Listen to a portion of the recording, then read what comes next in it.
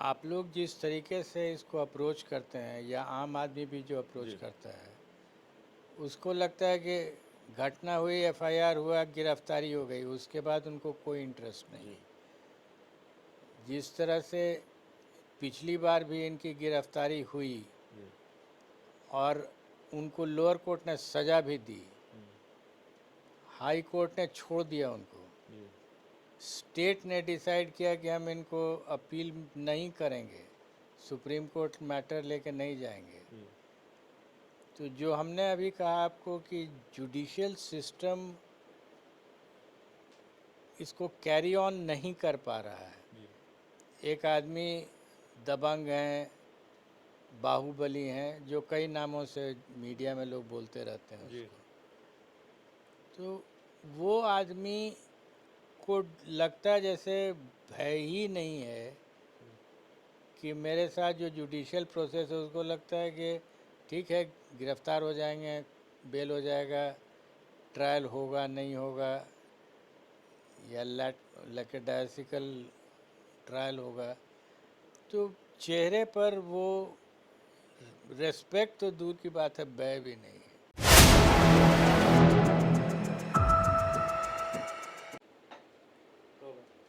नमस्कार, आप देख रहे हैं 4 पीएम और मैं हूं अभिषेक मिश्रा। देखिए, इस वक्त हमारे साथ बिहार के पूर्व डीजीपी अभया नंद हैं और जाहिर तौर पर कई ऐसे सवाल हैं जिनके जवाब तलाशने हम अभयानंद सर के पास आए हैं। सर, सबसे पहले तो वक्त देने के लिए आपका बहुत बहुत शुक्रिया। Thank you. और बिना अपनी भूमिका को लंबी किए हुए आपसे ये सवाल, बिहार विधानसभा का चुनाव और बिहार विधानसभा चुनाव एक तरह से रक्त रंजित वाला मामला है। बाहुबलियों पर दाव लगाया जा रहा है। कई बाहुबली नेता चुनावी मैदान में हैं। मोकामा में जो कुछ भी हुआ, उसको कैसे देख रहे हैं दूर बैठकर, पटना से दूर बैठकर?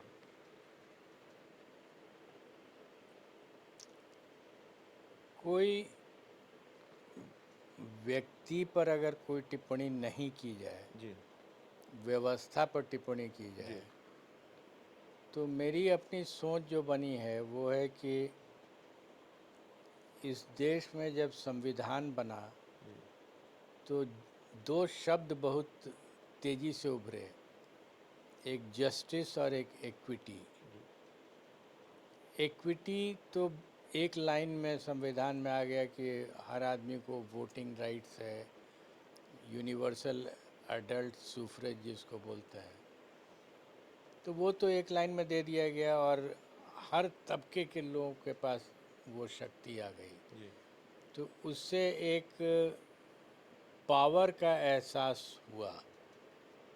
हर छोटा व्यक्ति भी, जो गरीब हो, सामाजिक या आर्थिक रूप से पिछड़ा हो, उसको लगने लगा कि हम में एक शक्ति संविधान ने दी है। जी, लेकिन इस शक्ति को इम्प्लीमेंट करने के लिए जस्टिस सिस्टम का जो विस्तार हुआ वो कहीं न कहीं समय के साथ फेल करता हुआ दिखने लगा।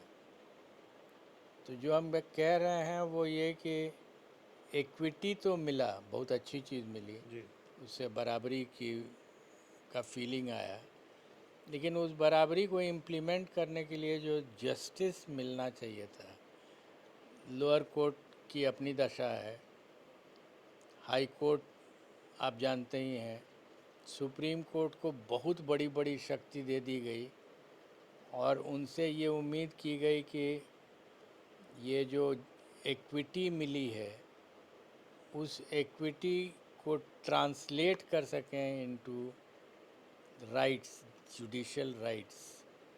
ये नहीं हो पाया। 70-80 वर्षों में हम लोगों ने देखा कि हो नहीं पाया और इसी का रिफ्लेक्शन है ये सब जो घटनाएं हो रही हैं। इस पूरे मुकाम, खासकर अगर मोकामा की घटना की बात करें, मोकामा के पूरे घटनाक्रम के बाद पुलिस की जो कार्रवाई रही है, अ, वो अपनी दिशा में ठीक है, क्योंकि आप बिहार के डीजीपी रहे हैं। तो इस पूरे घटनाक्रम के बाद जो पुलिस की, क्योंकि कुछ घंटों तक सवाल उठते रहे कि अगर नामजद अभियुक्त बनाया गया है तो गिरफ्तारी क्यों नहीं हुई? आपको लगता है इस मामले में देरी हुई या पुलिस की कार्रवाई सही दिशा में बढ़ी?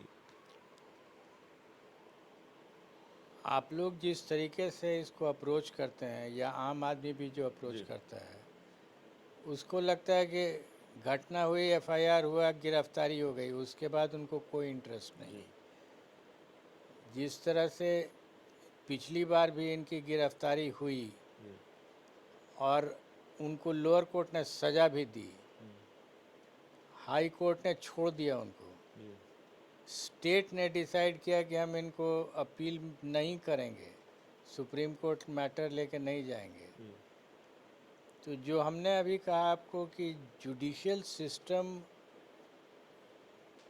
इसको कैरी ऑन नहीं कर पा रहा है। जी एक आदमी दबंग हैं, बाहुबली हैं, जो कई नामों से मीडिया में लोग बोलते रहते हैं जी उसको। तो वो आदमी को लगता है जैसे भय ही नहीं है कि मेरे साथ जो जुडिशियल प्रोसेस है, उसको लगता है कि ठीक है, गिरफ्तार हो जाएंगे, बेल हो जाएगा, ट्रायल होगा नहीं होगा, या लैकेडायसिकल ट्रायल होगा। तो चेहरे पर वो रेस्पेक्ट तो दूर की बात है, भय भी नहीं है। कानून का डर नहीं है। कानून का डर नहीं, कानून होना ये चाहिए। जितना बढ़िया स्टेट होगा, जैसे हॉलैंड, फिनलैंड, ये सब जो जगह है स्कैंडिनेवियन कंट्री, वहाँ कानून के लिए रेस्पेक्ट है लोगों को, सिटीजन्स को। यहाँ रेस्पेक्ट तो छोड़ दीजिए, यहाँ तो डर भी नहीं है। नहीं, आप चूँकि बिहार के डीजीपी रहे हैं और इसलिए आपसे ये सवाल है, लेकिन आपका अपना एक अंदाज़ है या आपका अपना एक स्वभाव है। बहुत राजनीतिक टिप्पणी की राजनीतिक बयान की तरह आप बात नहीं करते या नाम लेकर बात नहीं करते। लेकिन कुछ घटनाक्रमों का ज़िक्र हम करना ज़रूर चाहेंगे कि क्या मजबूरी है? सिर्फ़ जनता दल यूनाइटेड की मजबूरी नहीं, किसी एक पार्टी की मजबूरी नहीं है। हर राजनीतिक दल ने बाहुबलियों को टिकट दिया है, पहले भी देते रहे हैं। और अगर अनंत सिंह की बात करें, चूँकि अनंत सिंह का ये जो पूरा मामला है, अगर उनकी बात करें तो अनंत सिंह गोलीबारी कांड मामले में बेल पर बाहर आते हैं और उसके बाद दम ठोक कर कहते हैं, जब उन्होंने ये कहा कि हम जेडीयू के टिकट पर चुनाव लड़ेंगे, उस वक्त जेडीयू का बड़ा से बड़ा नेता ये दावा नहीं कर सकता था कि हमको जेडीयू का टिकट मिलेगा, हम जेडीयू के टिकट पर चुनाव लड़ेंगे। और जेडीयू के बड़े बड़े नेता उनके लिए रोड शो करते हैं।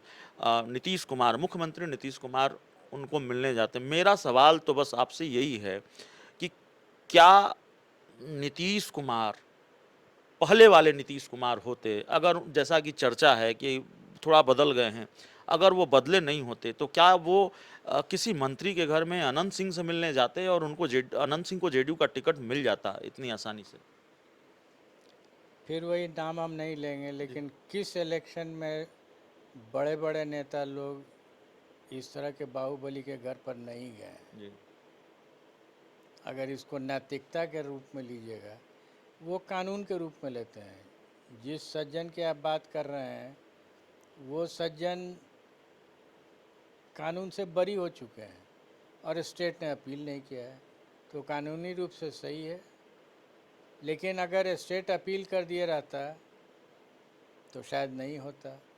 हो सकता है अपील भी इसीलिए नहीं हुआ हो कि उनको इलेक्शन लड़वाना था।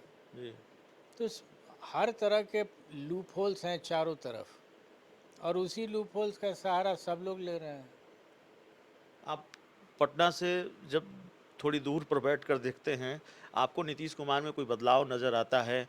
ये एक परसेप्शन उनको लेकर स्थापित होता जा रहा है कि वो कहते हैं क्राइम, करप्शन, कम्युनलिज्म से हम समझौता नहीं करते, लेकिन वो समझौते दिखते हैं और अगर नहीं भी दिखते हैं तो विपक्षी पार्टियों के ये आरोप हैं कि ऐसा उन्होंने किया है।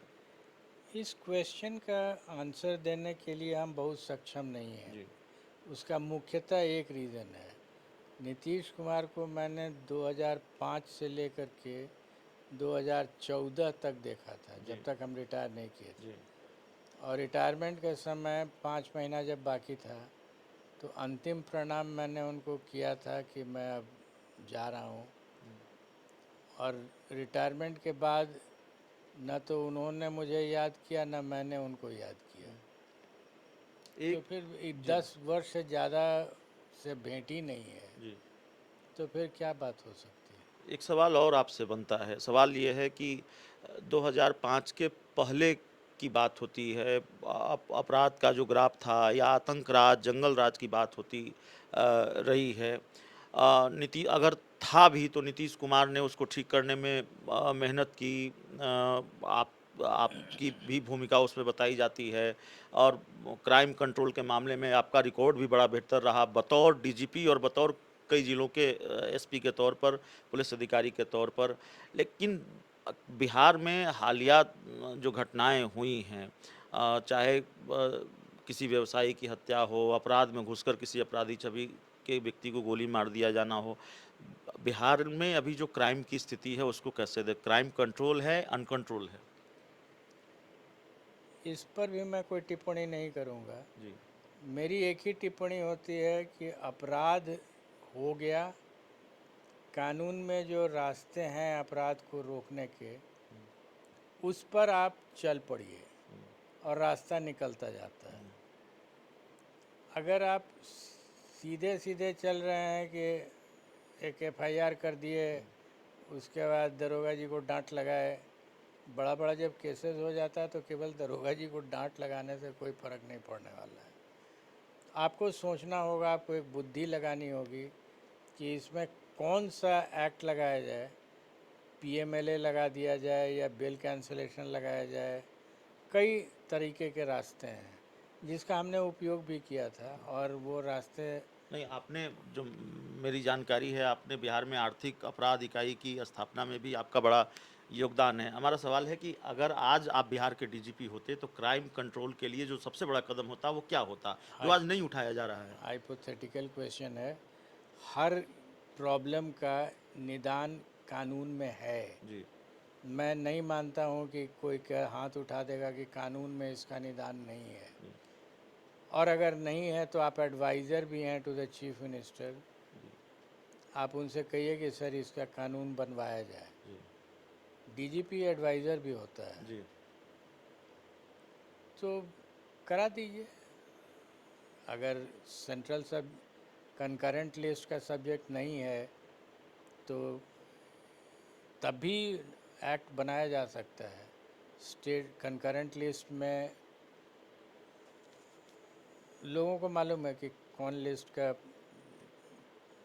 इशू कहाँ से, असेंबली से बनेगा कि पार्लियामेंट से बनेगा।